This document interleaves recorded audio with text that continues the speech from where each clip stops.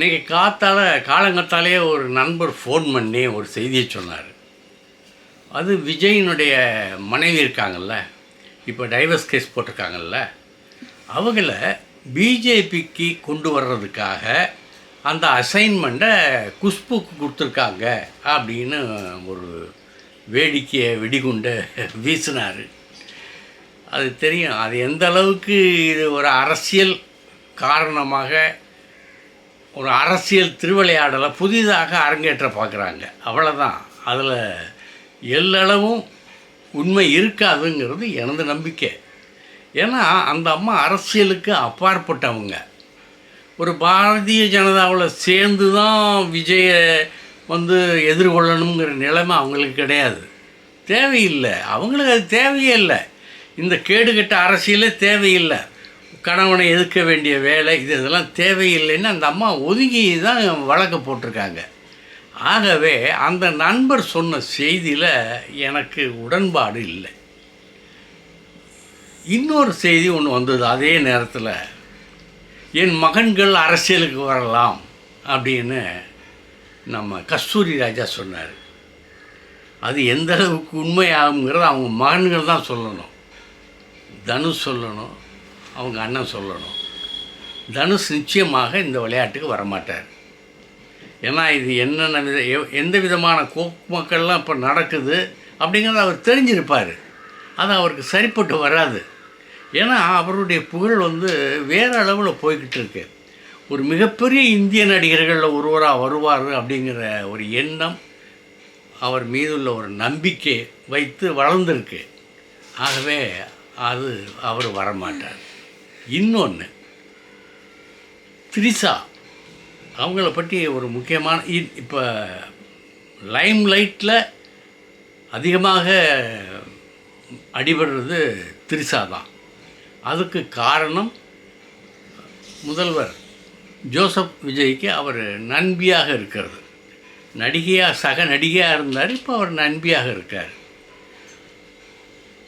பதவியேற்பு விழா, ஜோசப் விஜயனுடைய பதவியேற்பு விழாவுக்கு வந்திருந்தார், எல்லாருமே தெரியும். மனைவி கூட வரல, இவர் வந்திருந்தார், சிறப்பு அழைப்பு வந்திருந்தார்.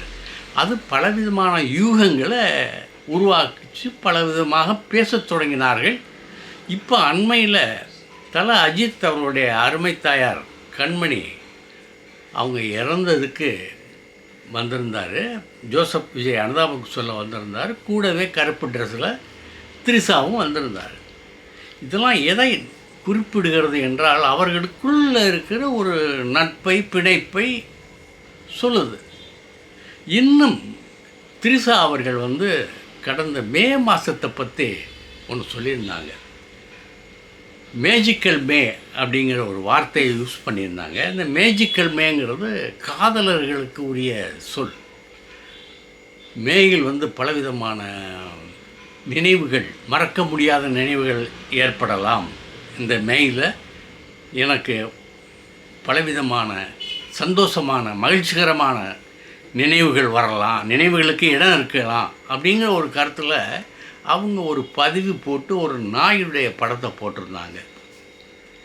இப்போ இந்த மே மாதத்தில் இந்த மாதிரி பல நினைவுகள் எனக்கு நிகழும் அப்படிங்கிற ஒரு எதிர்பார்ப்பில் அவங்க சொல்லியிருந்தது எதை குறித்து சொல்லியிருக்கலாம் அப்படின்னு கொஞ்சம் கணக்கு போட்டு பார்த்தோம்னா, ராஜ்யசபா சீட்டுக்கு த்ரிஷாவை ஜோசப் விஜய் சிபாரிசு செய்து அனுப்புவாரா அப்படிங்கிற ஒரு சந்தேகத்தை ஏற்படுத்தியிருக்கிறது.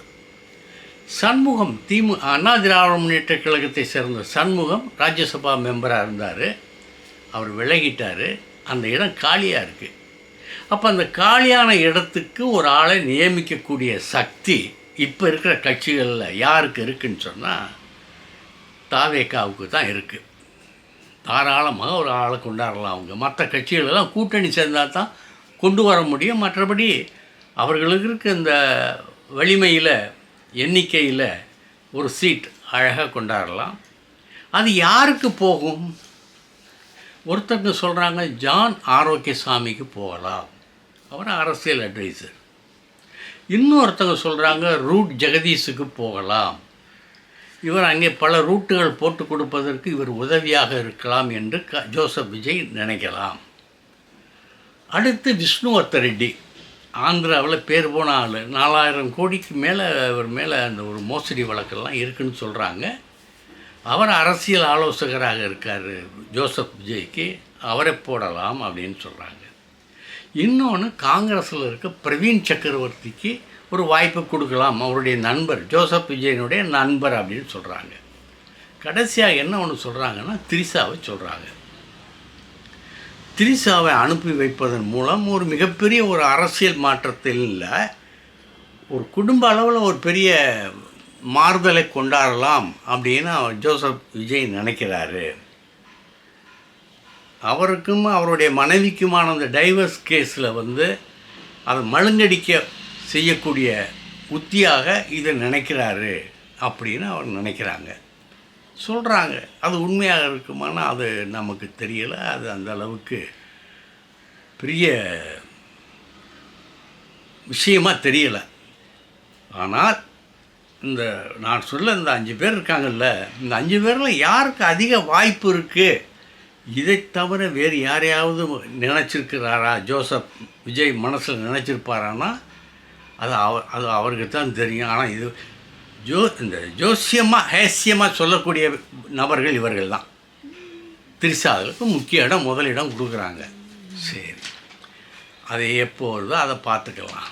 இன்னும் கொஞ்ச நாள், 2 நாளில் தெரிஞ்சு போகிற போகுது. சரி, அடுத்து ராஜ்கமல், சூப்பர் ஸ்டார் ரஜினிகாந்த், அஸ்வத் மாரிமுத்து, இவங்க 3 பேரும் இணைகிற படத்தினுடைய வேலைகள் வேக வேகமாக தொடங்கிவிட்டன. பூந்தமல்லி அருகே ஒரு பெரிய இடத்துல செட்டு போட்டுக்கிட்டு இருக்காங்க, மிகப்பெரிய செட்டு போட்டுக்கிட்டு இருக்காங்க. இந்த செட்டில் தான் முக்கால்வாசி படப்பிடிப்பு நடக்கும் அப்படின்னு நம்பிக்கையான ஒருத்தர் சொன்னார். அதை நான் இங்கே பதிவு பண்ணிக்கிறேன். சரி, அடுத்து இன்னொரு முக்கியமான செய்தி. அமீர், டைரக்டர் அமீர், அவர் இந்த ஹெச் வினோத்தை பற்றி ஒரு கருத்து சொல்லியிருந்தார். ஹெச் வினோத் என்ன யாருன்னா, நம்ம ஜனநாயகனுடைய டைரக்டர்.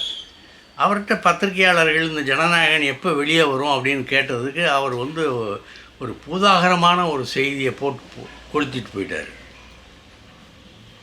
இதை சொல்லவும் முடியலை. சொன்னால் உங்களால் போட முடியுமா, உங்களுக்கு தைரியம் இருக்கா அப்படிங்கிறதும் தெரியாது.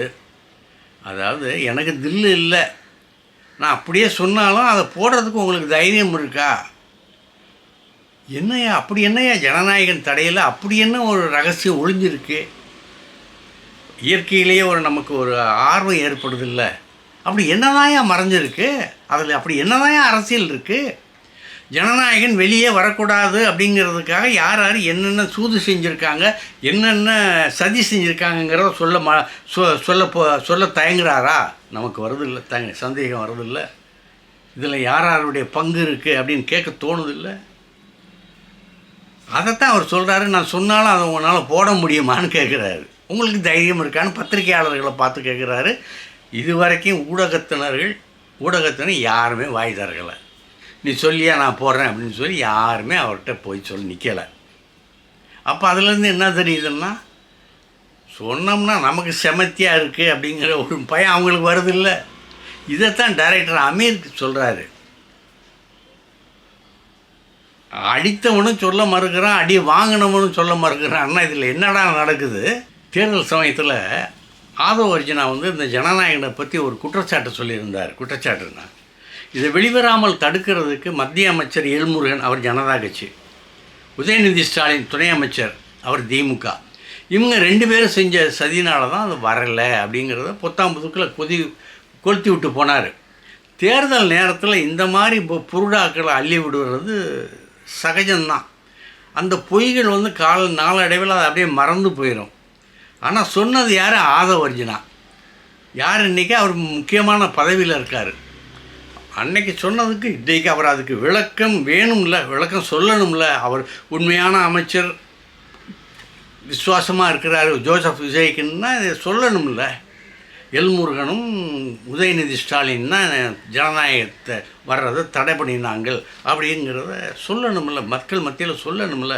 ஏன்னா இன்றைக்கி மிகப்பெரிய ஒரு பொறுப்பில் இருக்கார், அமைச்சர் பதவியில் இருக்கார், அவருக்கு அந்த கடமை இருக்குல்ல. அது இல்லைன்னு ரசிகர்கள் நினைக்கிறாங்களா? விஜயனுடைய ரசிகர்கள் நினைக்கிறாங்களா?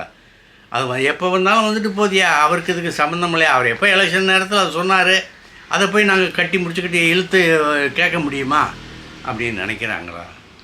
தெரியலை. இப்படி சில விஷயங்கள் போயிட்டுருக்கு. இன்னொரு நேரத்தில் இந்த லலித் மோடின்னு ஒருத்தர் தெரியுமா உங்களுக்கு? ஐபிஎல்லுடைய ஃபவுண்டர், நிறுவனர். அவருக்கும் பிரபஞ்ச அழகி சுஸ்மிதா சென் இருந்தாங்கள்ல, அவங்களுக்கும் லவ், காதல் வாழ்க்கை, ஒன்றா சேர்ந்து வாழ்ந்தாங்க. இப்போ பிரிஞ்சிட்டாங்க. இப்போ அதுக்கு அவர் என்ன சொல்கிறாரு, மிகப்பெரிய அழகி, கோடிக்கணக்கில் நிறைய பணம் வச்சுருக்காங்க, அந்த அம்மாவோட நான் வாழ்ந்த வாழ்க்கையை என்னால் மறக்க முடியாது, இன்னும் நான் நினச்சிக்கிட்டே இருக்கேன் அப்படின்னு சொல்கிறாரு. அந்த பிரிவுக்கான காரணத்தை அவர் சொல்ல மறுக்கிறார். சரி, இன்னொரு செய்தி.